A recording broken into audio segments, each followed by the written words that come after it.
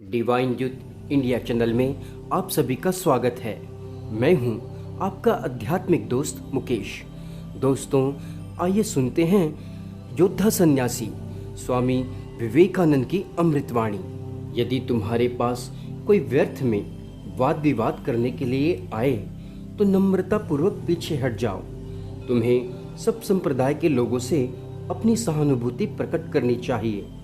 जब इन मुख्य गुणों का तुम में विकास होगा तब केवल तुम ही महान शक्ति से काम करने में समर्थ होगे।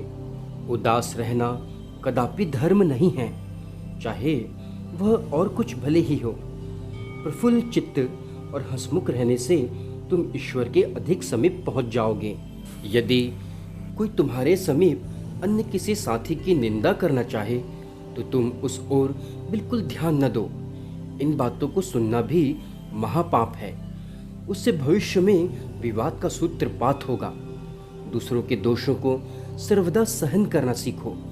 लाख अपराध होने पर भी उन्हें क्षमा करना सीखो। मन की वृत्ति के अनुसार काम मिलने पर अत्यंत मूर्ख व्यक्ति भी उसे कर सकता है, लेकिन सब कामों को जो अपने मन के अनुकूल बना लेता है वही बुद्धिमान है। कोई भी काम छोटा नहीं है। चाहे कोई कितना भी बुरा क्यों ना हो, उसके दोषों की चर्चा मत करो। उससे कभी कुछ लाभ नहीं होता। किसी के दोषों की चर्चा कर तुम उसकी सहायता नहीं करते, तुम उसे ठेस पहुंचाते हो और स्वयं अपने आप को ठेस पहुंचाते हो। जिस मनुष्य ने स्वयं पर अधिकार प्राप्त कर लिया है, उसके ऊपर बाहर की कोई भी चीज अपना प्रभाव नहीं डाल सकती। उसके लिए किसी प्रकार की दास्ता शेष नहीं रह जाती। उसका मन स्वतंत्र हो जाता है और केवल ऐसा पुरुष ही इस संसार में रहने योग्य है।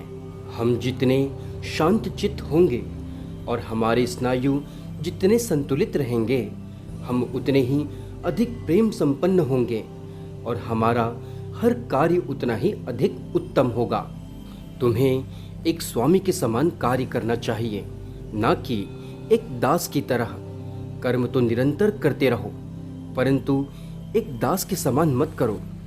जो व्यक्ति अपने प्रति घृणा करने लगा है, उसके पतन का द्वार खुल चुका है। और यही बात राष्ट्र के संबंध में भी सत्य है। हमारा पहला कर्तव्य है कि अपने प्रति घृणा ना करें, क्योंकि आगे बढ़ने के लिए ये आवश्यक है कि पहले हम स्वयं पर विश्वास रखें और फिर ईश्वर में। यदि इस समय भारत में कोई महापाप है तो वह है ईर्ष्या की दास्ता। हर एक व्यक्ति हुकूमत चाहता है, पर आज्ञा पालन करने के लिए कोई भी तैयार नहीं है। और वह इसलिए है कि प्राचीन काल के उस अद्भुत ब्रह्मचर्य आश्रम का अब पालन नहीं किया जाता। पहले आदेश पालन करना सीखो। आदेश देना फिर स्वयं आ जाएगा। पहले सर्वदा दास होना सीखो, तभी तुम प्रभु हो सकोगे। निष्क्रियता का हर प्रकार से त्याग करना चाहिए। क्रियाशीलता का अर्थ है प्रतिरोध, मानसिक तथा शारीरिक समस्त दोषों का प्रतिरोध। और जब तुम इस प्रतिरोध में सफल होगे तभी तुम शांति प्राप्त करोगे। कुछ भी ना मांगो, बदले में कोई चाह न रखो। तुम्हें जो कुछ देना हो दे दो, वह तुम्हारे पास वापस आ जाएगा। लेकिन आज ही उसका विचार मत करो, वह 1000 गुना होकर वापस आएगा। पर तुम अपनी दृष्टि उधर मत रखो। देने की ताकत पैदा करो, दे दो और बस काम खत्म हो गया। दान से बढ़कर और कोई धर्म नहीं है। सबसे अधम मनुष्य वह है जिसका हाथ सदा खींचा रहता है, जो अपने लिए ही सब पदार्थों को लेने में लगा रहता है। और सबसे उत्तम पुरुष वह है जिसका हाथ हमेशा खुला रहता है। हाथ इसलिए बनाए गए हैं कि सदा देते रहो। तुम स्वयं भूखे मर रहे हो तो भी अपने पास का रोटी का अंतिम टुकड़ा तक दूसरों को दे डालो।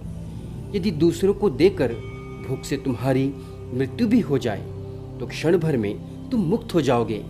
तत्क्षण तुम पूर्ण हो जाओगे। उसी क्षण तुम ईश्वर को प्राप्त हो जाओगे।